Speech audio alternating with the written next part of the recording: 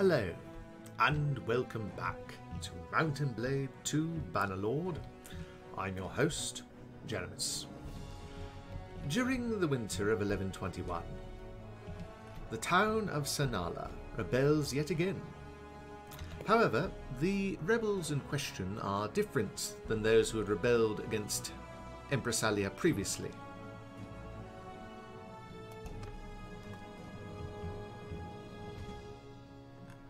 So there's that.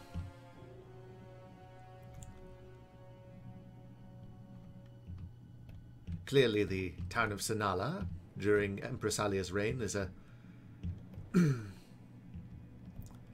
it's a den of potential rebellion. The locals don't want her or her vassals there. And the Aserai rebels in the field don't make things any easier. In any event, I will come back to you once I've learned more from the archives. See you a bit later, my friend. Ah, there you are, my friend. Well, I've done some more research in the archives, and apparently, between the winter of 1121 and the winter of 1122, the town of Sanala rebels 3 separate times against Empress Alea. The first time was in the... And each time there are new rebel leaders. Clearly, anti-imperial sentiment is quite strong in the town of Sanala. Not to mention they're in the heart of Aserai country, where the Aserai rebels are likely making trouble here and there, raiding villages and so on. However, the first 2 rebellions were crushed quite quickly.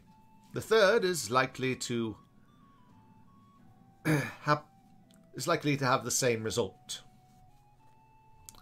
However, the siege of Sanala that had previously been going on has ended, it would seem. Perhaps they'd disbanded or gone off to chase some enemy vassals. In addition, during the winter of 1122, Alea's nephew Claudius has a new child. His 6th, in fact. And his 5th daughter.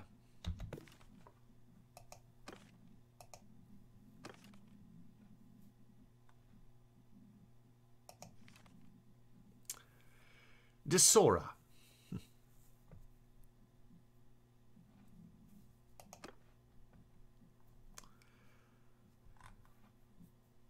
Now, to celebrate the birth of Deasora, Alea holds a tournament in Epicrotea and invites Claudius to the tournament.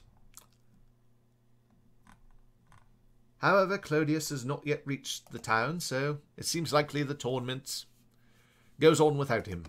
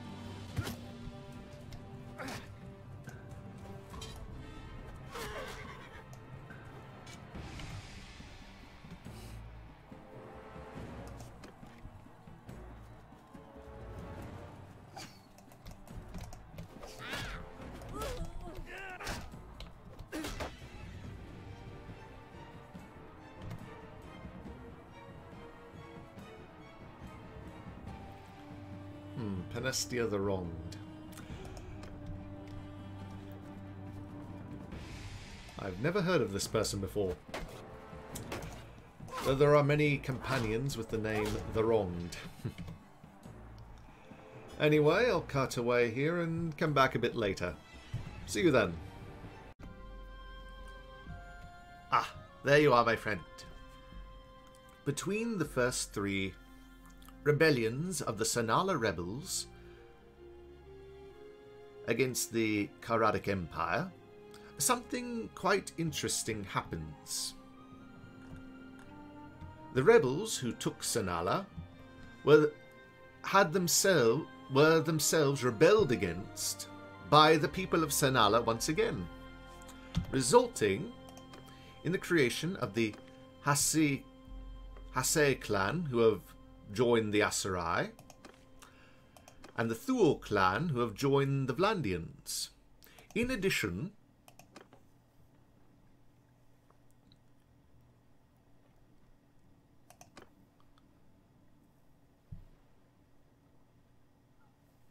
the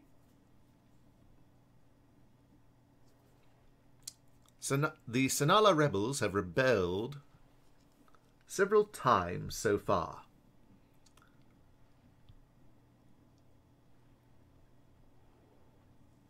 Seven times since the reign of Empress Alea.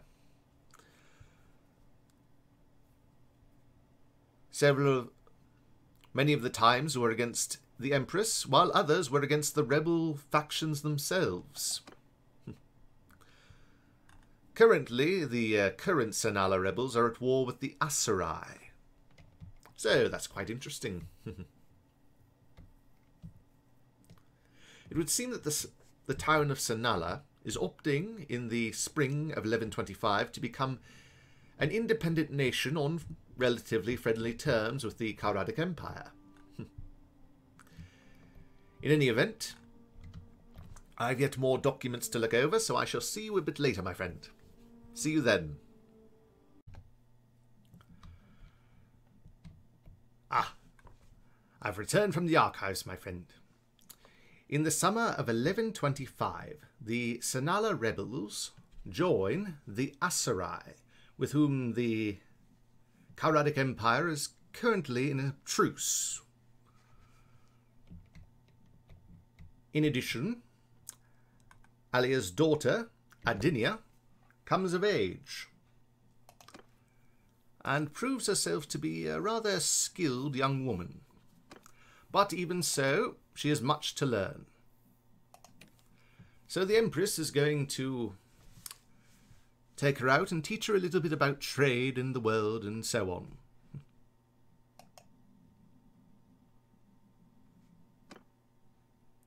Additionally, the leadership of the Aserai has changed.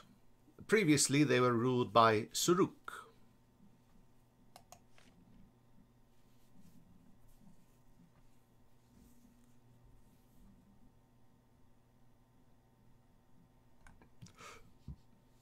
The current leader is Ghuzid.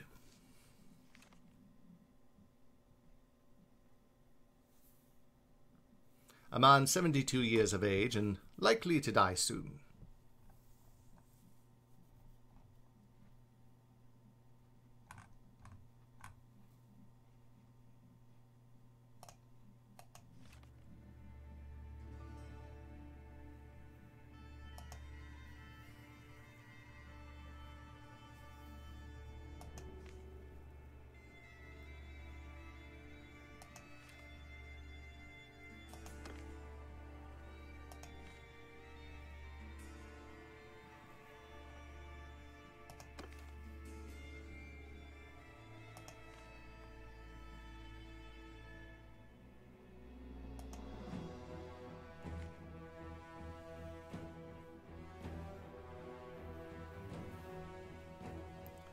He apparently died about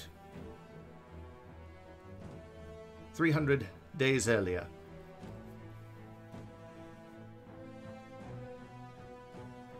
Ghuzid is his son. Wait, no.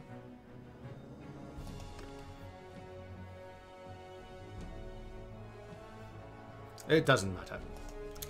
In any event, Ghuzid is the new leader of the Aserai. Muinsur rules Britannia. Tochi still rules the Ghuzid. Siver is more seasoned and still rules the Sturgeons. And Aserai still rules the Vlandians. In any event, Alea is going to join the tournament in Epicrotea, and I'll cut away until something else of note happens. But let's watch the tournament first.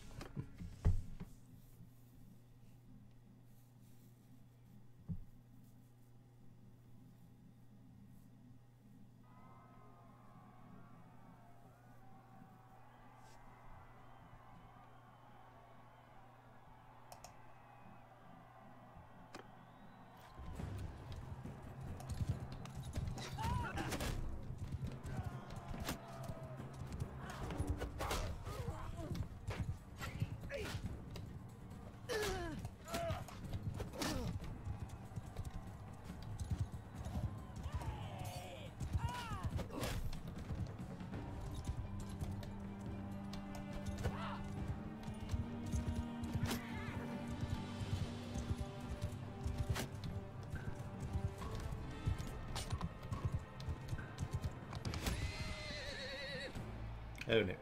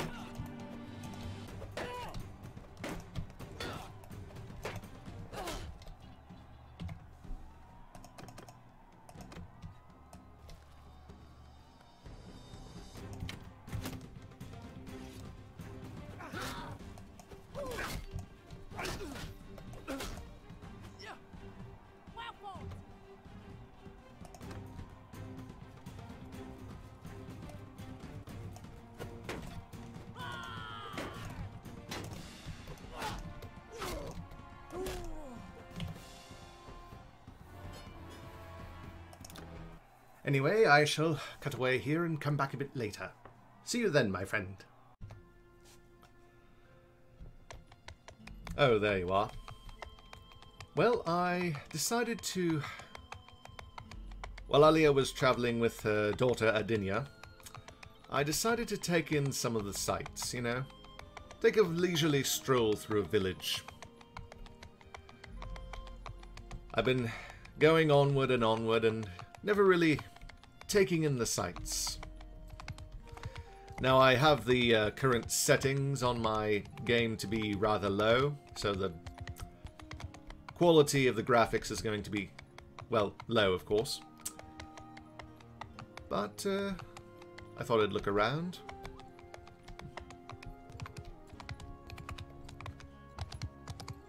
See what farm animals they have and whatnot.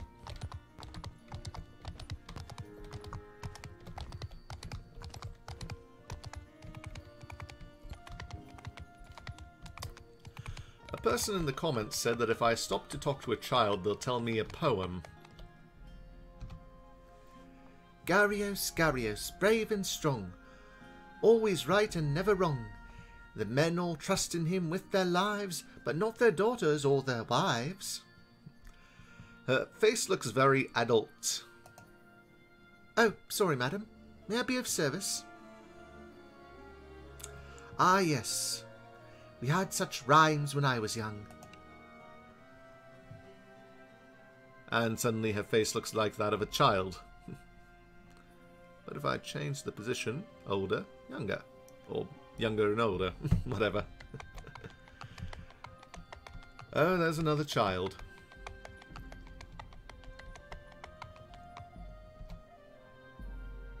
A decent man, Milos, is a rich folk, as rich folk go, always keeps a bit of grain to help out any of those who ate their seed over the winter. Knows the worth of a good name, he does. Ah, he's a teenager. Thank you. Another teenager. That's a Dinia. Here's another child. Namir, he was killed. Died in a cage of the Banu killed. All the ladies cry their grief. All the husbands sigh their relief. Sigh in relief. Oh, sorry, madam. May I be of service? Best not to sing that to every stranger you meet, child.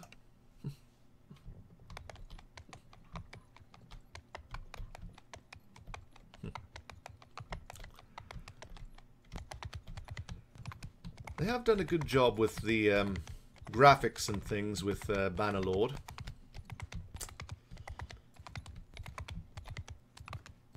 If I set it higher, it would look much nicer.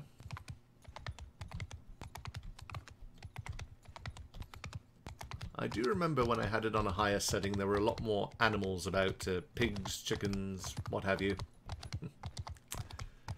But I suppose this does help stop the game from crashing. I had a very bad time of that earlier, when I was playing in an earlier playthrough. Now this does not look particularly good.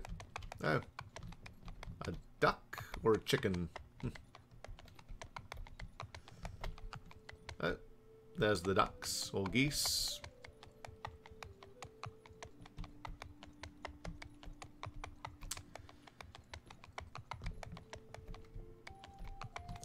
Anyway, I suppose this is enough scenery for now. One thing they do need to work on, I think, is little stories you can do. Like, there are missions, which are pretty generic, you know. You do one, you've done them all. You know, with the notables and towns and villages. A little more creativity, I think, would be interesting. But, oh well, there's only so much they can do. The game thus far has actually been quite good, to be honest.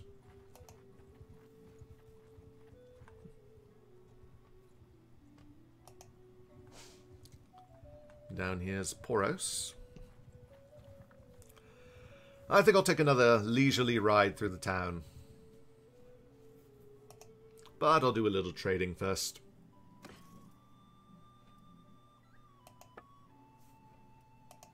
Sometimes I like to go through the town and see if they have good armor and things to buy. Alea's son Nemos in another year or so is going to come of age, so I got him some good armor here and a nice helmet.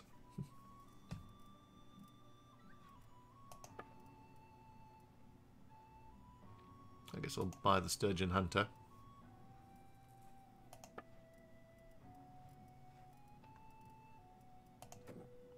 Sell a little wood.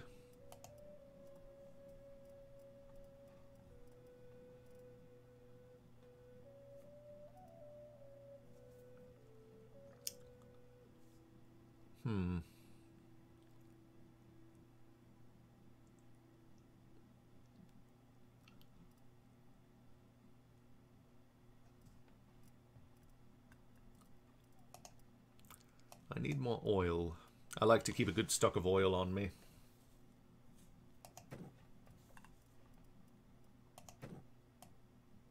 Suppose I could sell some beer.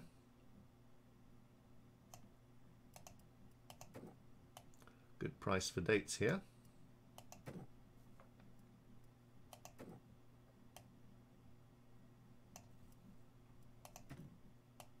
Not bad price for olives.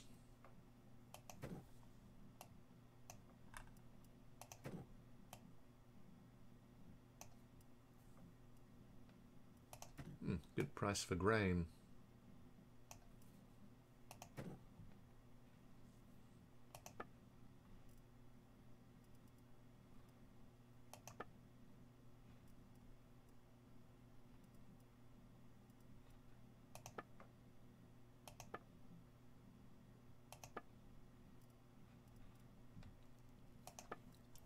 Perhaps I'll buy something worth around 6,000. That'll do. And I'll sell them this.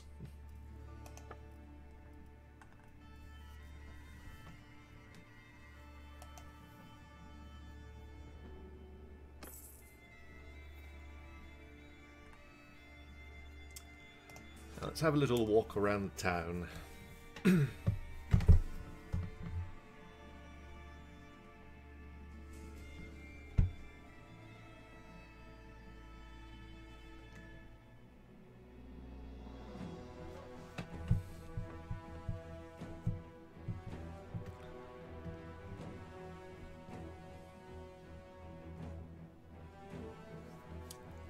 It is interesting how they use poems and things. The children use poems about actual people in the world, even if a few of them are dead now. Alea's been in... has had quite a long reign. She's been reigning... She's in her 50s right now. Not great graphics on the horse. Oh well. It's fine.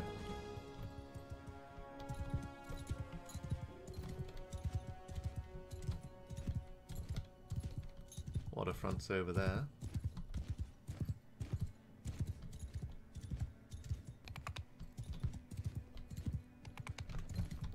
There's a little child. Look on, I've been told, sir. Was born old and just got older. Lives in a palace made of gold, where it's always dark and it's always cold.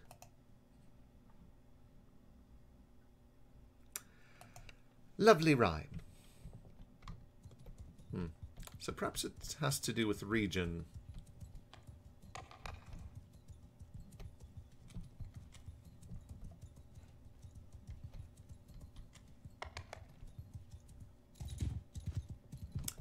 We aren't quite on the coast yet, so there might not actually be a waterfront here to observe. Nope, just a back alley.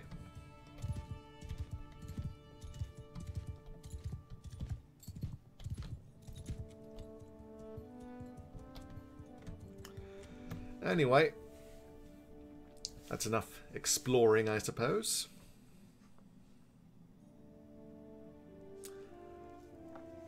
I'll do a little smithing here and come back to you all a bit later.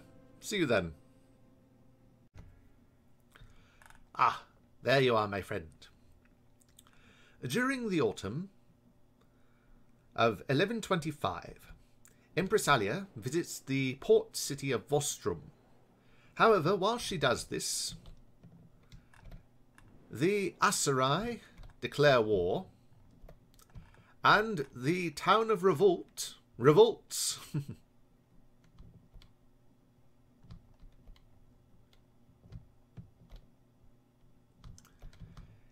In any event, the Empress has little concern for these matters. She feels that her armies will be sufficient to handle any enemies in the field.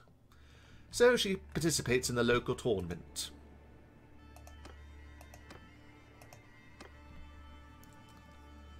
Meanwhile, her daughter, Adinia, is learning much about trade while travelling with her mother.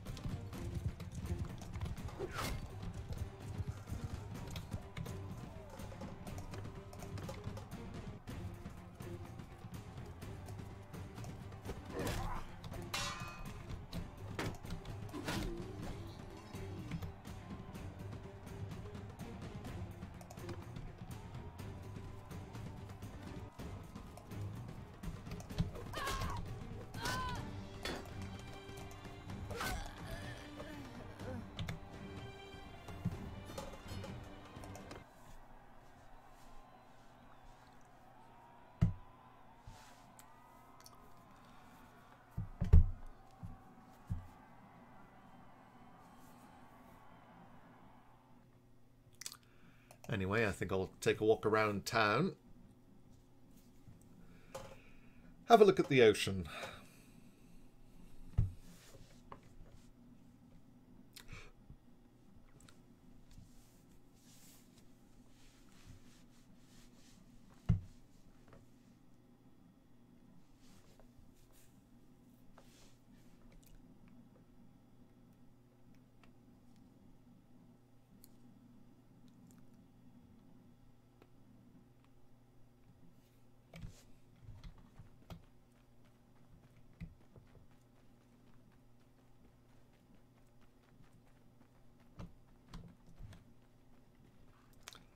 There are a few horses.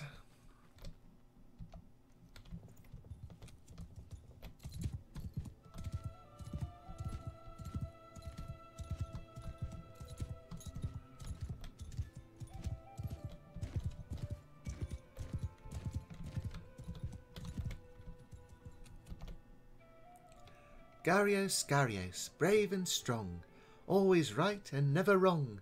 The men all trust him with their lives, but not their daughters or their wives. Nice rhyme.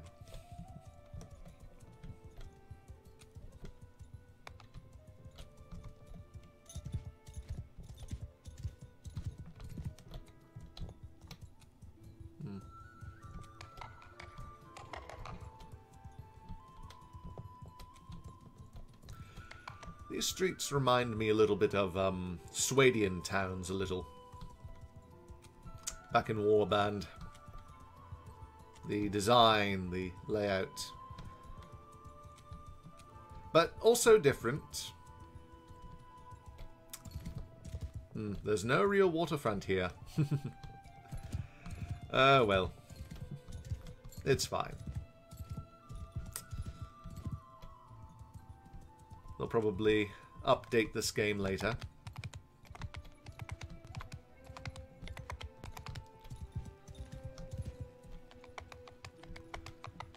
Of course, I don't really install many updates. A part of me is afraid that if I let the game update, it'll cause some bug that's going to ruin the playthrough I'm doing right now.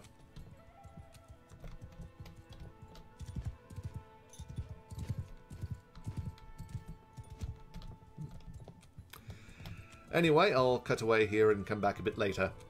See you then, my friend. Ah, there you are, my friend. I've been going through the archives, and in the winter of 1125, Empress Alea finds herself racked with fever, drifting in and out of consciousness. Healers do not believe that she can recover. They believe she should resolve her final affairs and determine her heir, while she still has the strength to speak.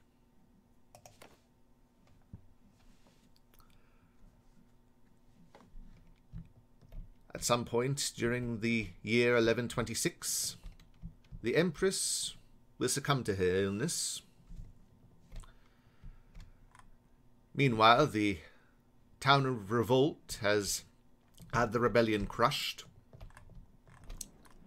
The Aserai still hold Sanala.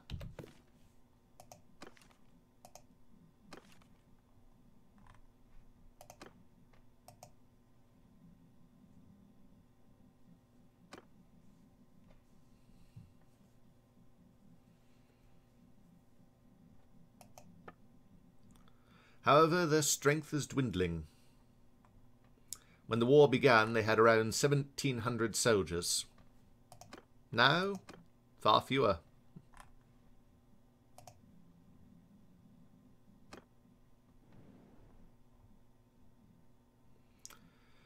In any event, the Empress shall return to Epicrotea. I shall see you a bit later, my friend. See you then. As Alea travels across the north and Sturgia to return to Epicrotea, her army encounters Mylock, the last member of the Lake Rats.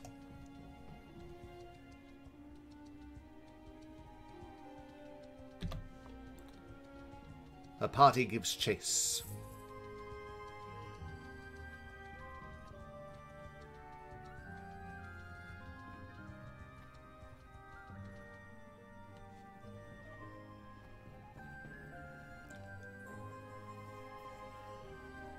Alea, it's been a while.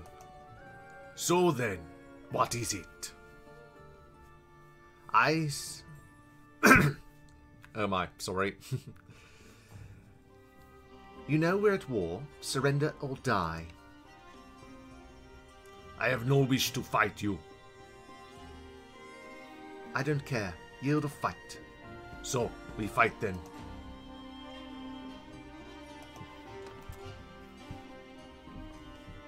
I think there are only 2 mercenary factions left, and each one has only 1 member that's still alive.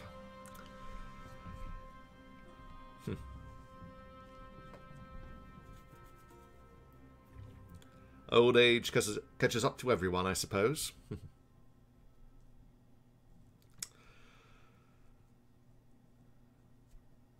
A large part of Alia's reign for me has been just leaving her in a town and for a whole season and then maybe doing a little smithing and then doing it over again. It's been many hours of work.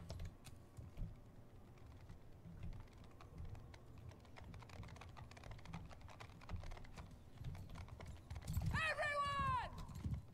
Keep close!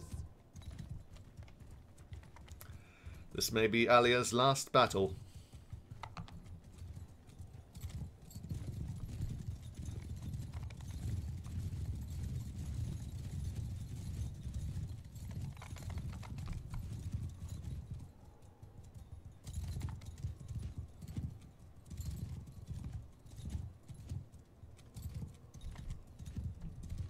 But she will do her part.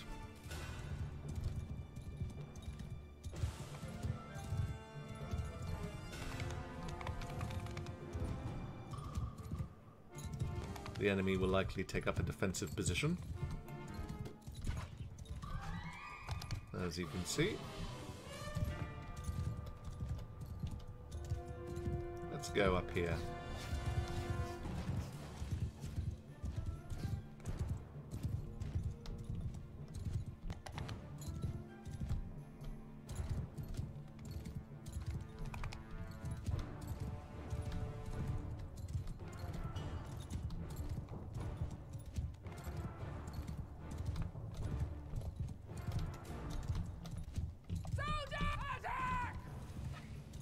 Now that we're behind their flank, we'll hit them from 2 sides and end this.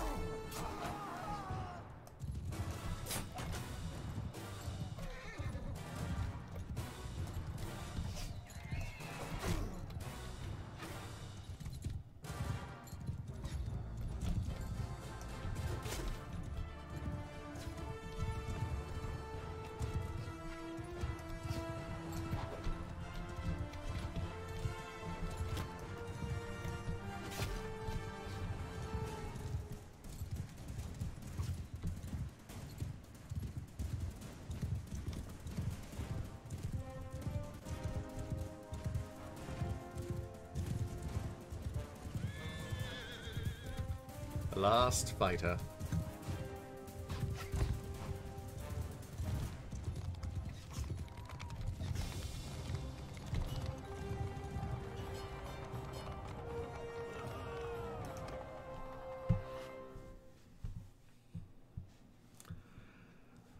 The lake rats must have been fighting for the sturgeons being so far north, but currently we have a truce with Sturgia. You're my prisoner now.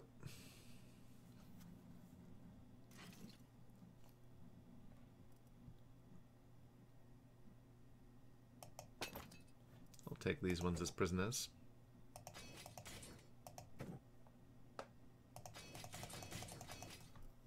I'll throw them in a garrison, get a little more influence for the future Emperor or Empress.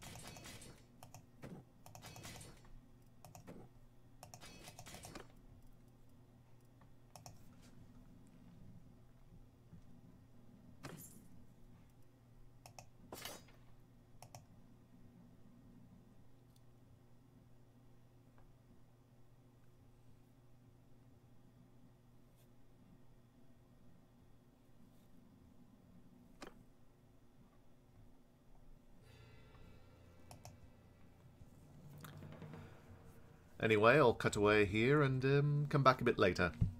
See you then. Along her journey, the Empress stops at Bolgard to participate in the local tournament.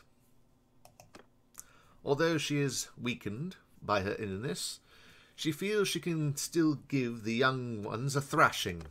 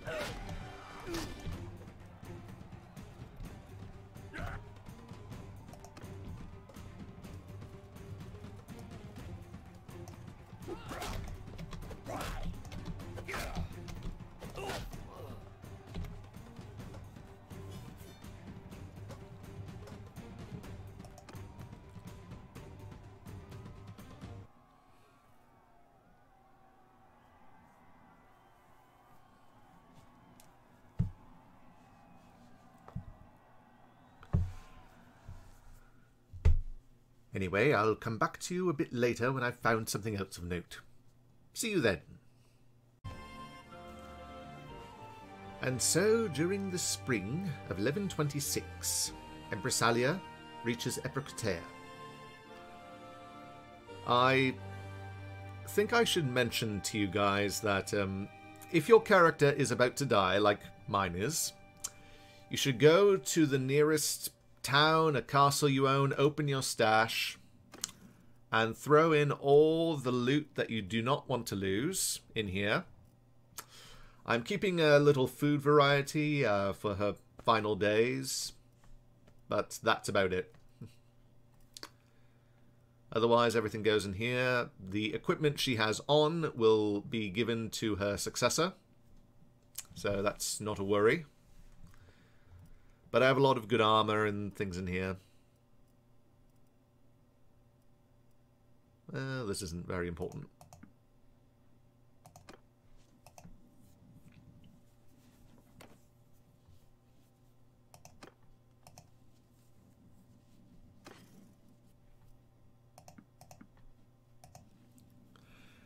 Anyway, I'll leave Alea in here until she, well, dies. Anyway, I'll see you a bit later. See you then. Upon the death of Empress Alea, during the spring of 1126, there was the question of who was to succeed her. There were 5 main claimants to the throne of the Calradic Empire. Alea's consort Sinor, Alea's children Adinia and Nemos, Alea's niece Luvina, and Alea's nephew Claudius. Alea's consort Sinor was discarded as a candidate quite quickly, for he was not of royal blood, and his only claim to the throne was through his marriage to the deceased empress. Alea's children, Adinia and Nemos, had a particularly strong claim to the throne, since their mother was the previous ruler. However, many felt they were too young and inexperienced to rule effectively. In addition, Alea's older brother, Emperor Bartimus Vesuvian, had left heirs of his own, who could inherit the throne, heirs who some believed had a stronger claim than Alea's children. To avoid strife, Adinia and Nemos were passed over in favour of their cousins. Now there were simply 2 claimants, Luvina and Claudius. Luvina was the older of the 2. She had embraced the Sturgian culture of her mother, which made her a popular candidate among those nobles in the empire of barbarian descent. Claudius, however, had embraced imperial culture, which made him popular among the nobles of the empire. He was also a married man with children. The fact that he had heirs made him all the more popular among the nobles. His sister knew that if she pressed her claim, the empire would be split in 2. To avoid bloodshed, Luvina refused the throne in favour of her brother. Thus began the reign of Emperor Claudius. The future seemed bright for the Calradic Empire. Many likely thought the empire would prosper under Claudius's reign. Sadly, they could not be more wrong.